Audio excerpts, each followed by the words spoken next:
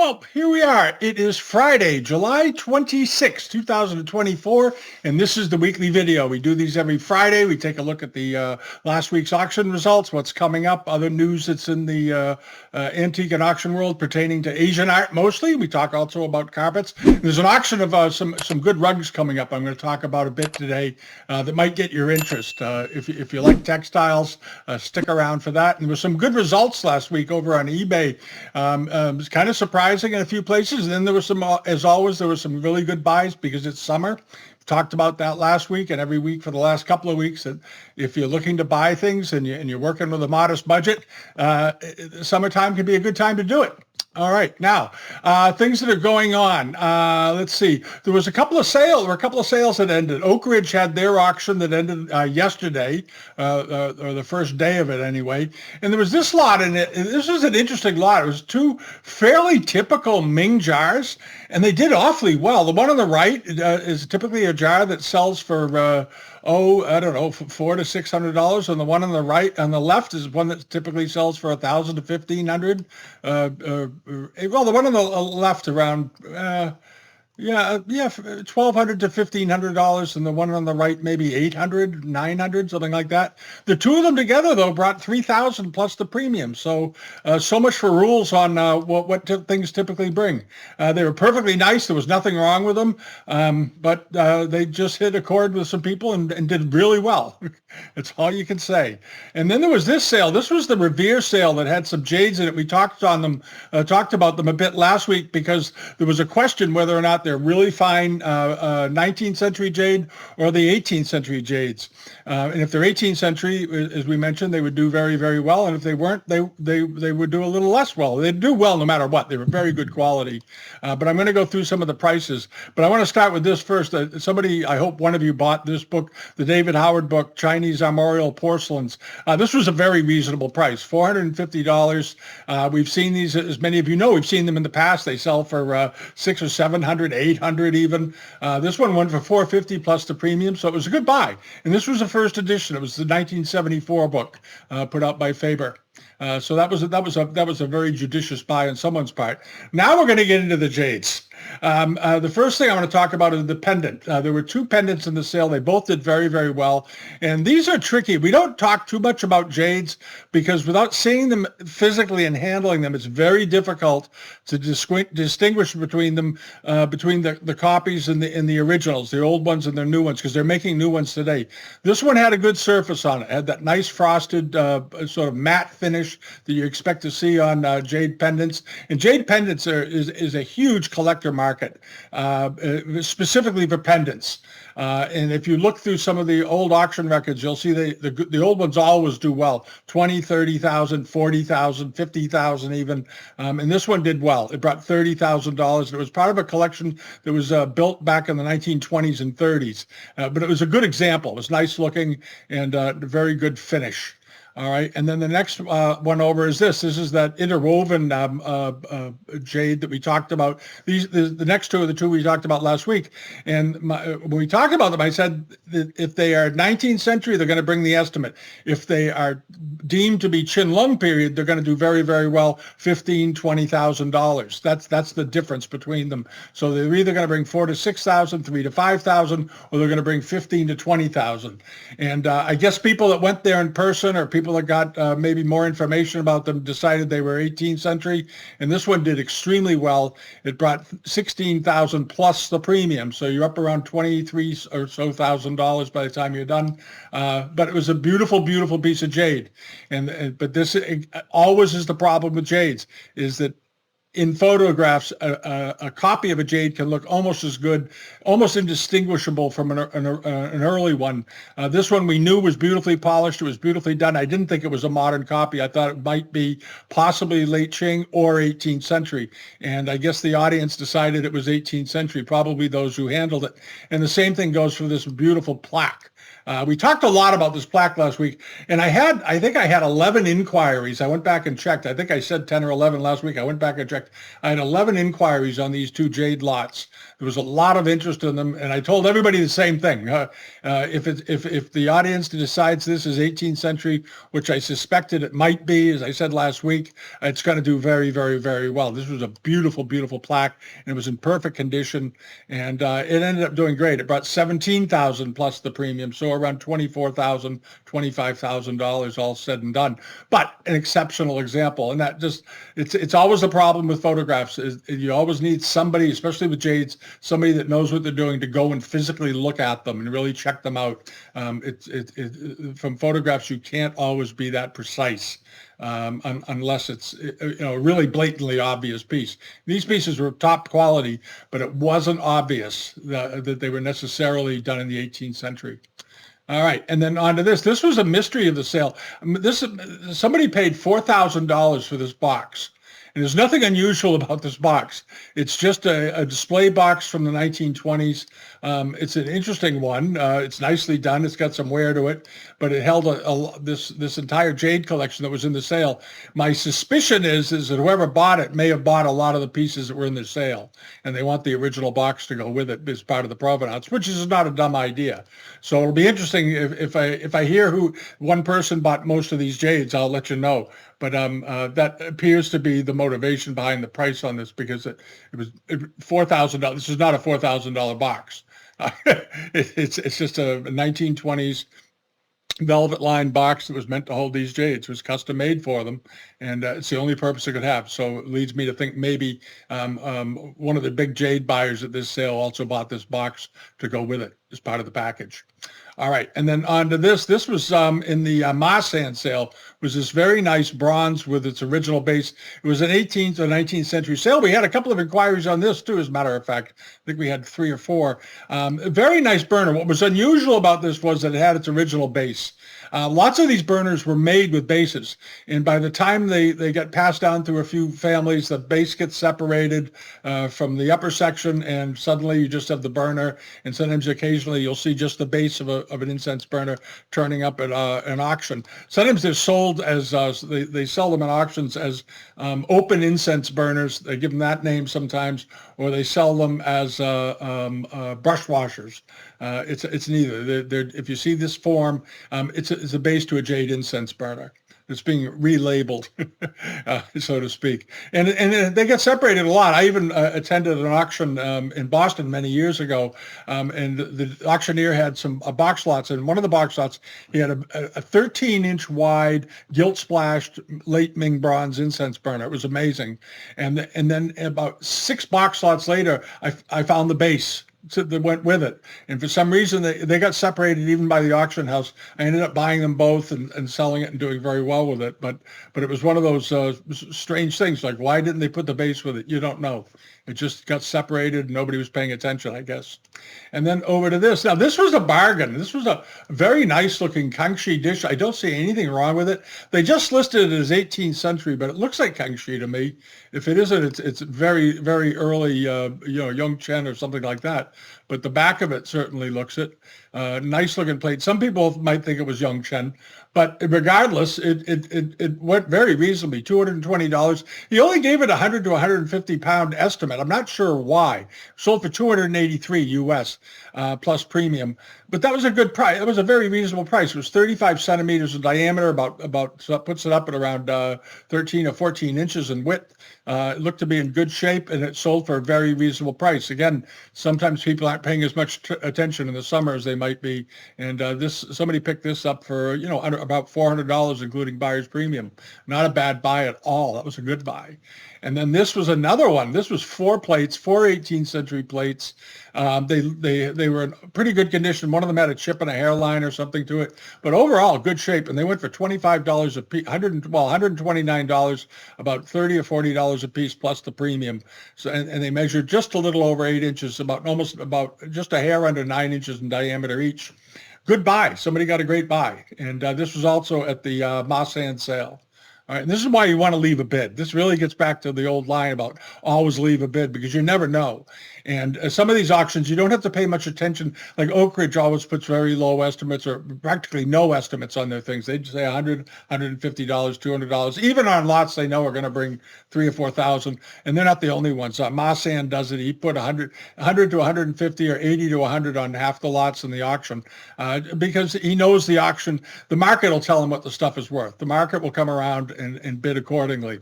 People that are new to collecting are really the only ones that really pay attention to the as a guide, estimates. Because you'll quickly learn that, as we did in the video about probably a year ago now, that our auction estimates are rarely accurate. We found them to be accurate, even in the major auction houses, about 1/3 of the time. The rest of the time, they're either well under or they're over what the piece was being, what the audience would have paid for it. All right, and then hopping along over to this.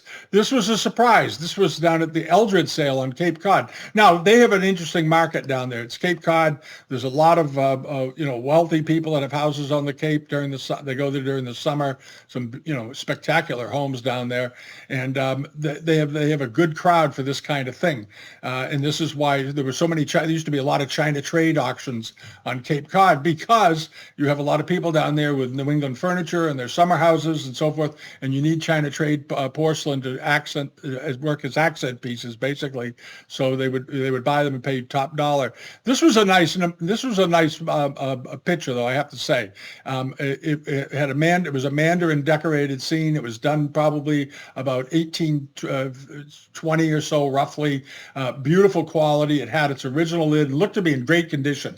The gilding was all intact on it. Had a lot going for it. It was much better than most of the cider jugs that you see, and as a result, it brought a much higher price. It brought It was estimated at 1,000 to 2,000, which I thought it would get up around maybe 1,000. It went to 1,700 plus premium, so you're around $2,200 for a cider jug, and that's a strong price in any market. But I think a lot of it has tied to the uniqueness of the Cape Cod summer crowd. There are people there that, if something they want, they're just going to buy it, and it's as simple as that. And if you're thinking of selling things in the summer, you want to think about maybe sending them up to Eldred's because they have a good audience in the summer. They got a well-heeled audience there. All right, and then hopping along over to this, some of the things that are coming up. There weren't too many sales that closed last week. We updated the global pages yesterday, and we took out a few. We removed and replaced a bunch of sales, but there weren't that many auctions that closed. Actually, there was the Marsan sale, the Revere sale, and maybe one other, and that was really it of the ones that we were following and paying attention to, because there isn't a lot right now going on, as I've said. But I'm starting to see stuff coming back. Bonhams just posted a sale for late August down in Australia that we'll get to shortly, but in general, it's pretty quiet. But this book is coming up now. This is in the PBA gallery. They're book auctioneers mostly, but it's a copy of David Howard and John Ayers' book based on the Mottahedeh collection. And as many of you know, Mottahedeh was Rafi Mottahedeh was a big collector, and then eventually opened a factory doing very, very high quality reproductions of the rarest Chinese export wares. Many of them are from their own collection. And then back in the 1970s, their collection was cataloged here in this book. This was for Sotheby's, and then it eventually was auctioned off, much of it. Some of it was donated too. But this is the book that was done for that collection. And it's sort of a must-have if you're a China trade collector. It's a very, very good pair of books. It's beautifully written. The foreword was written by Nelson Rockefeller, who was a big China trade fan himself. And it's a good book. It's estimated at $300 to $500. It's got one bid at 150. It should bring up close to that high estimate, maybe even go beyond it. It's a good set of books, and it's something, like I said, every China trade collector has or wants to have. And then over to this. This is coming up at a rarity auction in Lorton, Virginia. I'm not that familiar with them, but this is a really nice robe. They have a few other things in the sale that aren't bad, but this was the nicest thing in there. And when I bookmarked it the other day to talk about it, didn't have any bids on it. Now it's doing pretty well. But this is a really good robe. It looks to be in great condition. The silk is in excellent condition. The colors are good. You notice how tight it all still is. The dragon is still all in good form. You don't see any pulls on the silks. Everything is where it should be. The colors are still vibrant, but there's legitimate, wear, a little bit of fraying up here on the collar and the metallic thread, which is, you should see. You want to see some wear. If you see robes today that have absolutely no wear and a perfect liner, be suspicious that it's a copy, because they are making copies of robes. We've been seeing them turning up now for about the last 8 years, and they're making more and more of them because the prices of robes have remained so strong. This is a nice one, and it should do quite well. It's already up to, it only had an estimate of 1,000 to 2,500. It's already at 3,650, and the sale isn't until August 11th. And I would expect this robe to bring somewhere between $6,000 or $7,000 and $9,000. We'll see. We'll come back and check it once the sale's over. And then over here, this is the Bonham sale that I mentioned a minute ago that's coming up. And I don't know, but Bonhams is trying so hard to expand. And when they do auctions, they don't have any sort of consistency between their operations around the world about how they do their photography. And this is one of those one photo only auctions, and I don't know why. It's a tiny sale. It's a little sale, 100 lots. And it would be nothing to take a few extra pictures of the objects, pictures that they know people are going to want to see. And I'm going to show you what I mean just now in a second. Hold on. All right, here they have this very nice late Qing, possibly Republic, probably late Qing brush pot. Beautifully carved, wonderful looking pot. But that's the only picture they provide. They don't provide a picture of the other side, which presumably is carved. They don't show a picture of the interior. They don't show the picture of the bottom. They show nothing. And people are going to contact them for pictures of this because it's a good-looking brush pot. The estimate's very reasonable, 500 to 800 Australian, which is about, 500 Australians, 328 American. So there's about a 30% discount if you're an American buyer, so to speak. And it's a good-looking pot. So the estimate in American dollars is somewhere in the area of 300 to 550. That would be a good buy. It's a nice pot, but they should include more pictures. And then over to this, you have a very nice lotus pattern Kangxi charger. It's got those big. This is one of the types that has an enormous lappets running around the outside. You notice how big they are. And normally the center section here with the circle with the flowers in the middle goes out to about where the pointer is here. It tends to be a pretty good section of the middle of the bottom of the plate. Here it's very small. It's a small area. It's an unusual plate. It's very well done, though. It's very pretty. And it looks to be in good shape. There's no picture of the back of it. The back of it probably has some sprigs and blue and white on it. You want to be able to see the foot rim and so forth. You can't. And it's a nice piece of porcelain. It's got a very modest estimate, of 440 Australian starting price with a 500 to 800 Australian dollar estimate, which puts it in at around 300 to 500. It should get there all day long. It's 38 centimeters in diameter, so it's 16 inches wide. That's a big charger. I would expect it to go over that unless it's been restored. There's not much information on this other than it sold at Sotheby's in 2017. There's apparently this old Sotheby's label on it, but regardless, it should bring 800 to 1,200. It's a nice looking porcelain, but you are shipping from Australia, so you have to take that into account. And then there's this vase. Now this looks a lot like a Kangxi vase. They didn't call it that. They didn't really date it at all. They just said as a Jiajing mark, but later.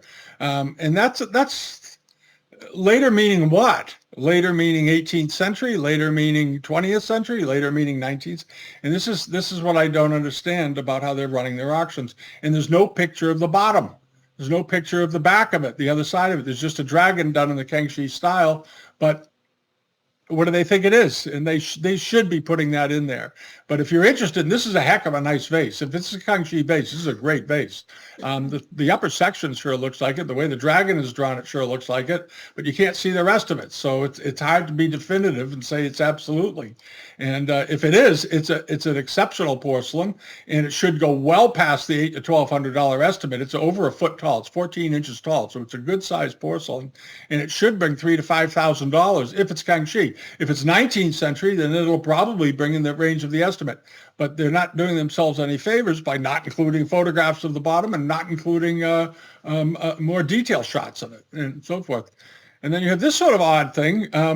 This is a small base. It's only 5.5 inches tall. Dated, they date it to the late Qing and Republic period, and they're giving it a 1,500 to 2,500 Australian dollar estimate, which is somewhere between $900 and $1,400, $1,800 US. And that seems like a very high estimate. Again, no other pictures, so you can't go into it too much. So if you're interested in the sale, they have nice things. I'm not discouraging anybody from taking taking a look at it and bidding on it, but you're going to have to do some work now. The sale is on August 14th, and you're going to have to get photographs and more information on any lot you're interested in, because they don't provide them, and maybe try to get some sort of feeling from them on what they think the age of this vase is. All right. Later than Jiajing is an awfully big period of time. All right. That's all I'm going to say. And then on to this rug sale. This is coming up over in Austria. This is a very good auction house.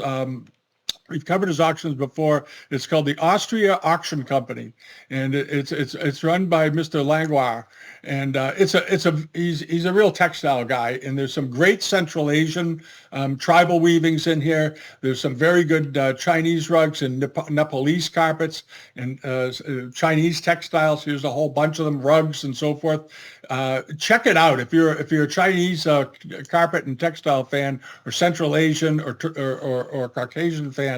Check it out. There's also some very, very nice baluch pieces in here. One of the rugs that caught my eye, though, I just thought it was extremely pretty, very subtle, very quiet, very elegant, is this rug. It's 5 by 7 feet, and it's all blue on blue, light blue and dark blue.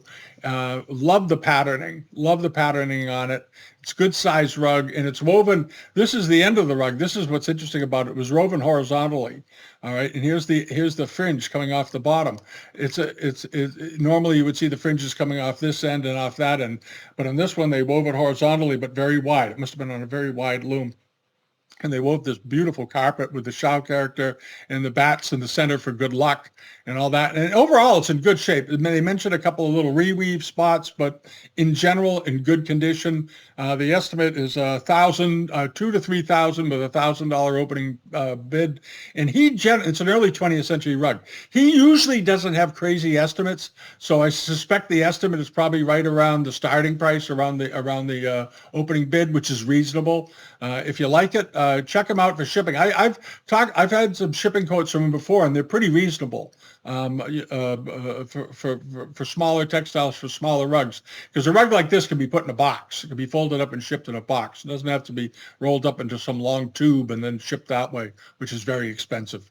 All right, so check that out. And then there's a very nice baluch rug, early 20th century. It's either early 20th or late 19th. To me, I would think this to be a late 19th example, but it's extremely finely woven for a baluch and has a very good red in it.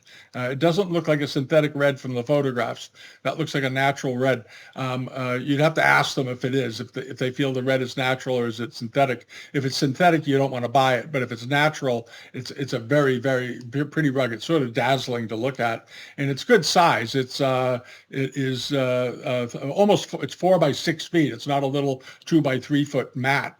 It could go under a coffee table or something, but it's got a great look to it. It's a very, very pretty carpet. And then in the Baluch are Central Asian tribes like the Turkomans. They're in that general region of the world. And then over to this, a really fine, probably 1910 to 1920 Kashan rug. And I generally don't talk about fancy village city rugs too often. This one struck me as being particularly pretty. It's 4 by 6 feet, and it has this extreme arbrage effect. You may have heard that term before, arbrage. And what it is the shift in color, because the rug is woven this was woven on a vertical loom, and the weaver got to this point here and ran out of this color wool, the light greenish blue wool, and went to the dark blue wool, or vice versa. I don't know which way. They don't tell you which. You can't tell from the photo which way was up or down on it. But he either ran out of the dark blue wool and went to a lighter blue, or ran out of the light blue and went to a darker blue. So you get these shifts in color. And here you see the light blue, then went to a darker blue. And you have a few light blue strands in here, then back to light blue, dark blue, and then, on and on. So it shows that it was done maybe in a city loom, but it was done maybe by a provincial weaver because he didn't have consistent supplies of wool, which most weavers did by 1910 to 1920. You don't see a lot of rugs with heavy eyebrush, but the pattern on this rug is very attractive, and I love the corners, the way they're done. Absolutely beautifully done, almost European looking. It reminds me a bit sometimes what you see in Aubusson carpets from France. But absolutely wonderful rug, estimated at $1,400 to $2,000 or 2,000 euros with a 760 euro opener. It should bring the estimate. It should bring up in the range of the estimate a couple of $1,000s, but you don't know. You don't know. If you like it, leave a bid on it. And then this is my favorite rug in the sale, actually. It is a sari main carpet. And I like these so much because the colors are so warm. These are the warmest rugs you can buy as far as color goes. And they have these very nice off oranges and reds and dark blues and light blues and so forth. There's a little bit of white sprinkled in just to break it up. And this rug was masterfully woven. It's an absolutely beautiful example. And they come along once in a while looking like this. And they look really great. It's a late 19th century carpet, and they don't sell for huge amounts of money. This one is estimated at 2,000 to 3,000 with a €1,000 opening bid, and it's a 7 by 8.5 foot carpet, so it's a good sized rug, and it looks like it looks like it's an amazing condition overall. There may be a couple of low spots on it, but I can't really see them, and the colors have not faded one bit. The colors on it remain really, really strong. And then the last one is this. It's a Jaff curd bag face, and this is a big one. A cargo bag, as they're typically known. This is a fairly large one. It measures 3 by 2 feet, so it's on the bigger side of most of these. The Jaff Kurds are they're the largest tribal clan in Kurdistan. And people will hear the word Jaff Kurd, say, "What's a Jaff Kurd?" Well, it's a long lineage of Muslims going back to the 11th century that have been in the area. They've had a lot of major leaders in the Muslim world, and they weave these very attractive, beautifully done carpets with a very durable wool, but soft. Here's the back of it, and when you hold these rugs, they sort of feel the handle of them is very sort of almost buttery. They're a lot of flexibility. They feel like a very fine textile in your hand. And this is a close-up of it. Nice colors. It's got this camel hair, natural or goat hair background here, the brown areas.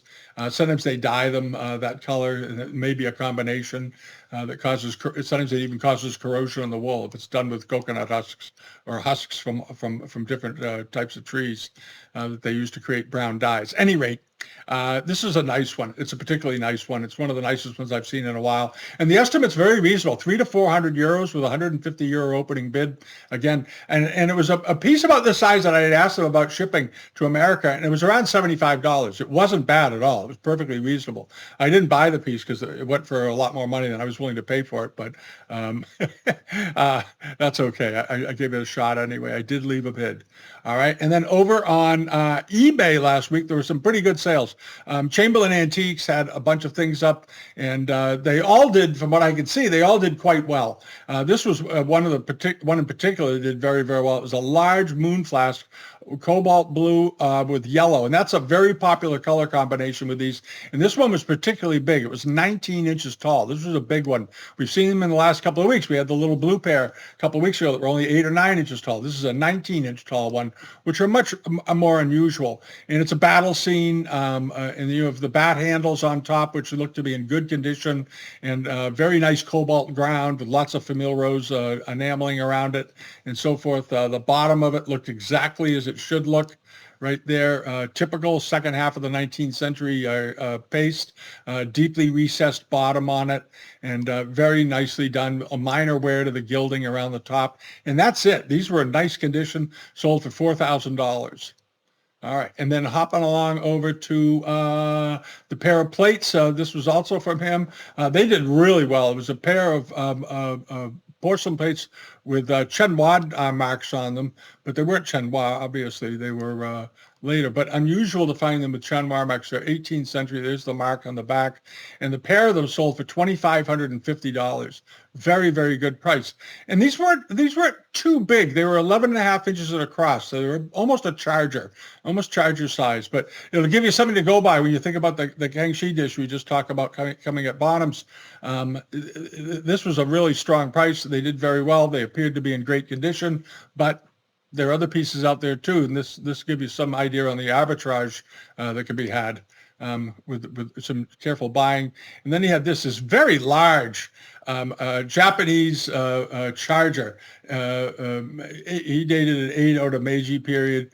Yeah, it could be. Yeah, there's the back of it. All right, and nicely done all the way around. It was a massive, massive piece. How big was this thing? Was it like 25 inches or something? 24 inches across. This was a big piece of cloisonne. Sold for $1,833. And then over to this, the little. Now this is what I'm talking about. Summertime buys with this very nice China trade for the European market, Qinlong period. It was based on an English silver form. The way it's shaped. This would have been done from a model done in English silver, and then they would have copied it in porcelain. Went for just $127.62. It should have brought $400 to $600, but this will give you some idea of the unevenness of the market right now. It's very strange. And then there was this. This was nice. This was one of these Nanking cafe ground vases, but it had the image of Li Tigui on it, which pushed the value up enormously because most of the vases you see in this style are done with bands going vertically, horizontally around the piece rather, and some famille rose and a few decorations. This one was left almost completely open with just the figure standing on a cloud holding the double gourd vase, and it was very, very neatly painted. The value in this was, well, there were a couple of reasons. This one did particularly well. One was that the brushwork was so good. The face was so minutely detailed. It was really, really well done. It was large. It was, I think it was 18 or 19 inches tall. I want to double check here. 18 inches tall, so it was a good size one, but it brought a little more than the more typical ones because of the decoration, and it was also in very good condition. So it was a nice buy though. It was an unusual type. It was very pretty. And then over on this, the little plate, the little Ming dish with the brown stained or dressed fish in the middle. We've seen these before. These turn up at, there's one in the British Museum that looks just like this.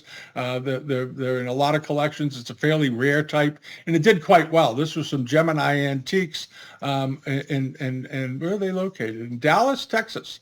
They had a bunch of Ming dishes. They looked like they came out of a collection of somebody. But this was I think the best one. We had it on the newsletter page. I hope you saw it. And it went for $898. And then over to this, the last thing that sold last week. Well, there were a bunch of things that sold, but this was that book on Yixing wares. And it ended up, as I recall, it sold for $260, and now it's been reposted with a buy it now price of $500. So I don't know what the seller's doing or what happened, but it looks like it either didn't get paid for or there's something funny was going on with the bids. It didn't get up as high as he wanted, and he shot for the moon and didn't get it. I'm not sure what happened. This was listed originally as having sold for $260 the other day, so I'm not sure what happened there. All right, you never know what eBay sellers are going to do. It's crazy. If you see these, we have these pieces that we see at the end of a sale. There was one this week where it was getting bids. And it was doing fine, didn't get up to where the seller wanted. He zeroed out and got rid of all the bids so he could cancel the listing, so you would avoid paying a fee and having to sell it for a low price. If you put stuff up for an auction, put it up. Don't mess around with it. It's just bad manners. All right, and then what's coming up this week? One of the things that's coming up, it'll be in the newsletter this week, is this Wutsai jar. It's a rather unusual one with this bluish green sort of wash in the background, this light blue overall color, and then the green leaves and so forth. It's a period jar. This is not a reproduction. It's just a very unusually colored one. It's up to $130. It's got 6 days to go. It's going to do pretty well, I suspect, because the color palette on this is so unusual. It's really very unusual looking vase. The color combinations and how they're displayed, and we'll see how that does. And then the next thing is this closes. No, this is a buy it now. It's a very nice. I'm showing this because it's a really nice 18th century example with beautiful gilding in the middle of it. And the seller's asking $4.95 for it, which I don't think is bad.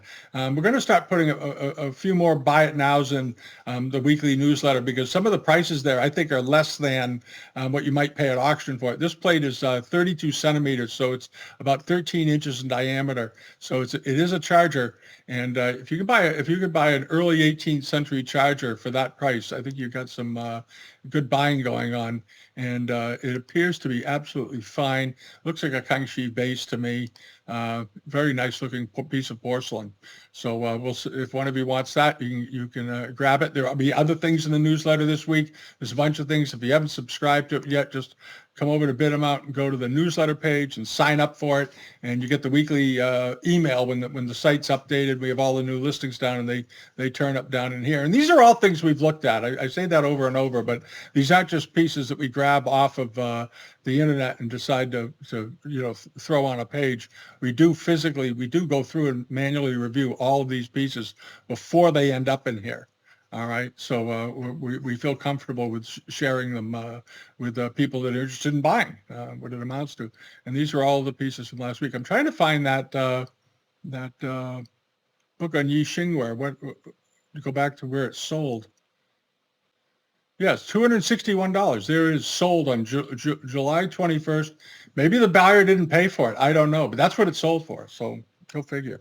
All right. Anyway, that's it for the week. I hope you're all having a good time. We're midway through the summer. The Patreon page was updated this week. We threw a video in there this week about a plate that I bought at a bargain price last week from an eBay seller. It was on the newsletter page. Nobody bought it, so I put a bid on it and got it for a very reasonable price. We did a video about that and put some articles on there. One of them was from The Value. There was a very good piece they wrote, sort of a review of one of the auctions that took place this year, and we put that in with all the images. Hope you look at it, enjoy it. And thank you to those who are on the global pages. I appreciate your subscription very much, as well as on the Patreon side. So thanks so much for all of that. And I'll see you next week. We're working on the 18th century foot rim video. We ended up with so many photographs, we had to cut them down. I had to cut down a bunch of them because I had way too many. I had 300 photographs. You can't do all that in one video very comfortably. All right, that's it for the week. Have a good weekend, and we'll see you next week. All right, bye-bye.